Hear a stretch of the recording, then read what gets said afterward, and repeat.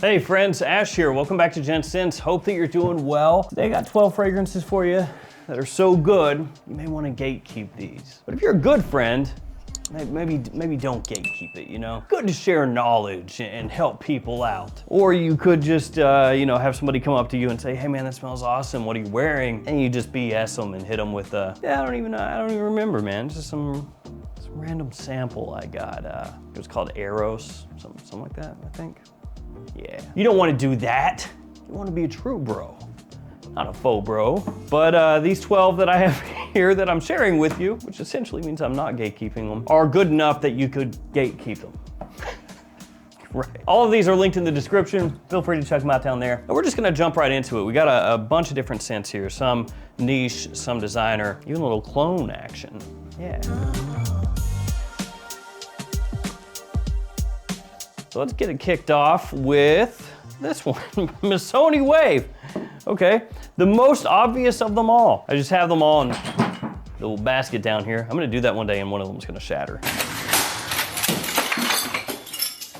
So Missoni Wave, this fragrance here, while you guys, I'm sure most of you know about it because it's been talked about a lot, your average person is not gonna know this quite so much. No offense to you, Missoni, but you're just not quite on the level of like an Armani or Versace or something like that in the US vernacular. But this is a killer fragrance for spring, summer, and early fall. Little similar to Versace Pour Homme and Chanel Allure Homme Sport, though a lot of people would say better. Super fresh, clean, just the right amount of sweetness, big compliment puller, and did you notice that? That's right, guys.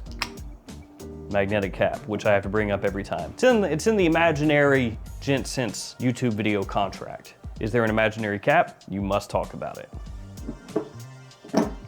This one was hard to find for a little while at discounters, unfortunately. Sold out and pretty much didn't come back in stock for the entire summer, which is kind of when you want this, right? But I did notice it started to pop back up at discounters, so that's good. Hopefully the price will, matriculate down, because when you could find this for under 40 bucks, it's one of the best summer deals out there, fragrance-wise. Love it. All right, the next one is kind of a weird one that you probably have not seen before. It's from Fragrance World, and it is called Yuzu, spelled Y.U.Z.U.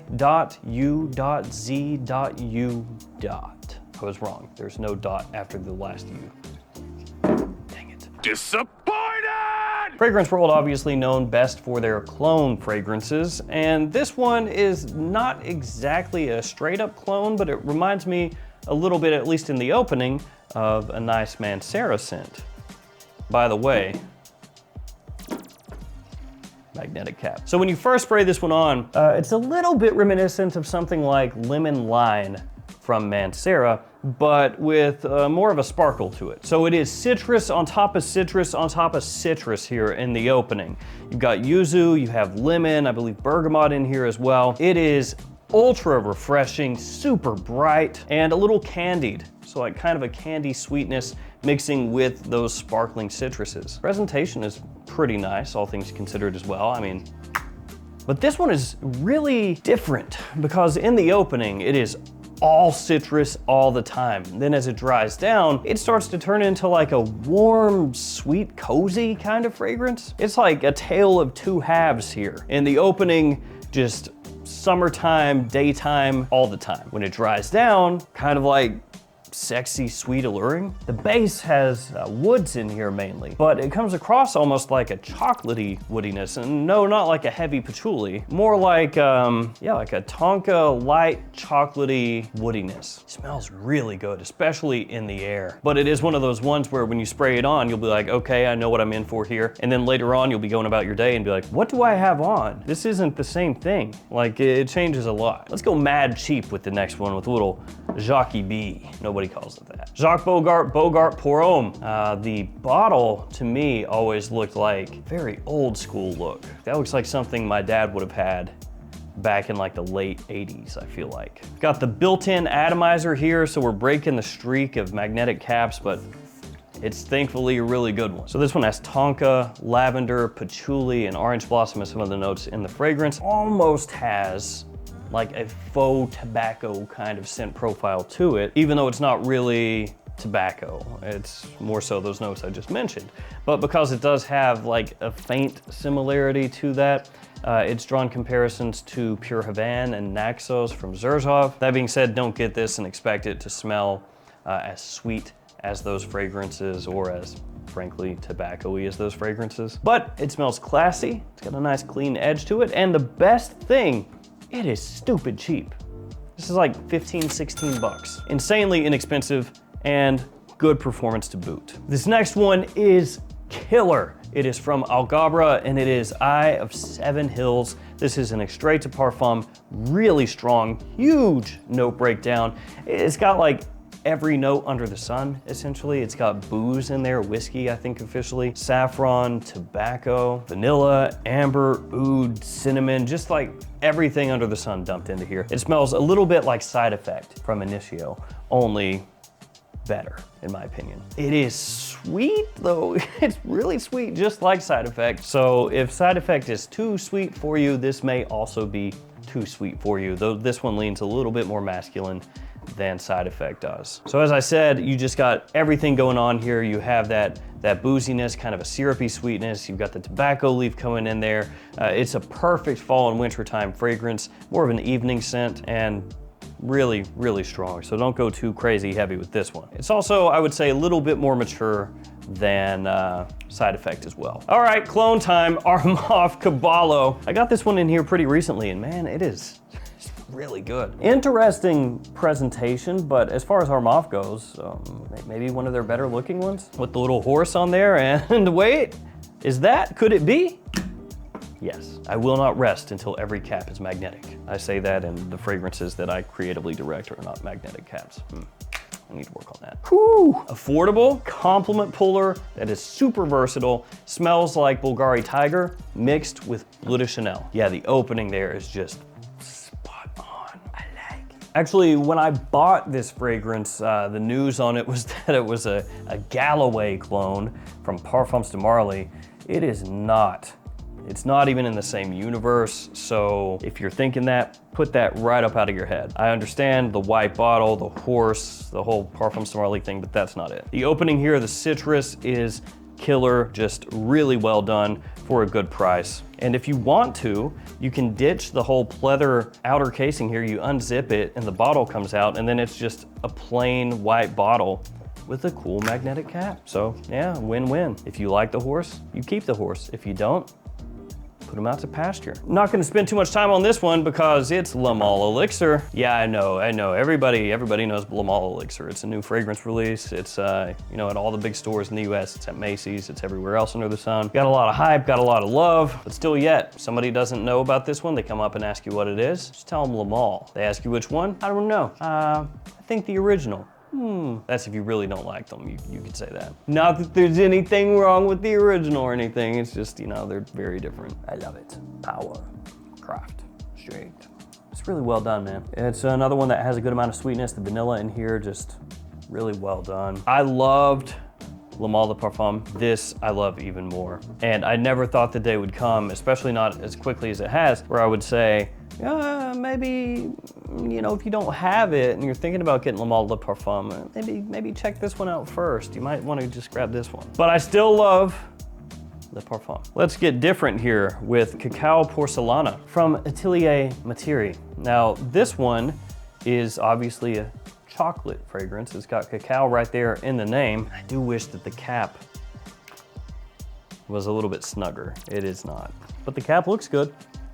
So there's that. Ooh.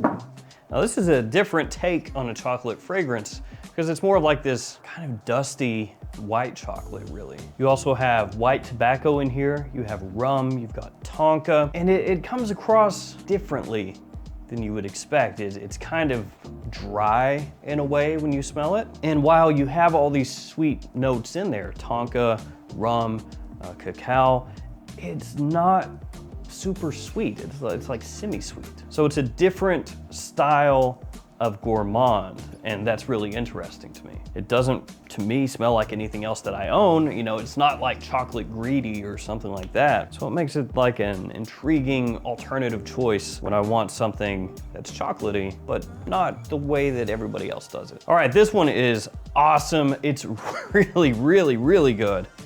And it's like the most obvious ripoff of a Cavalli bottle, or at least that's what it looks like to me, those higher end Roberto Cavalli bottles. Hypnotic Oud Quince 15 North Stag. I know, the name is like, what does that even mean? That's what it is. This is an extrait de parfum. It is from the people that do Paris Corner, Amir, all of those fragrances. Yes, I'm grabbing tester strips. Now, this is good stuff. Really, really good. It also drove me completely insane when I first got this in because I was like, I know that I have something that smells like that. And I went and contrasted and compared side by side with a lot of different fragrances, oud fragrances, and I didn't find anything that it was directly like. And then I kind of just came to the conclusion that it's, you know, done in a similar style to some of these fragrances, but when you compare them, it's its own thing. So it's gonna be a little bit in the style of like oud wood, something kind of like that from Tom Ford, of course, or carved oud from Thameen, you know, fragrances of that style where you get that kind of spicy, dark, woody fragrance that doesn't really have an animalic edge to it or a dirty edge. So you get kind of the best of both worlds. You get something that stands out a little bit more from more typical fragrances, but then it's still very wearable. So you end up with something mysterious, classy, sexy, and with good performance to boot. That is an extrait de parfum. And truthfully, when I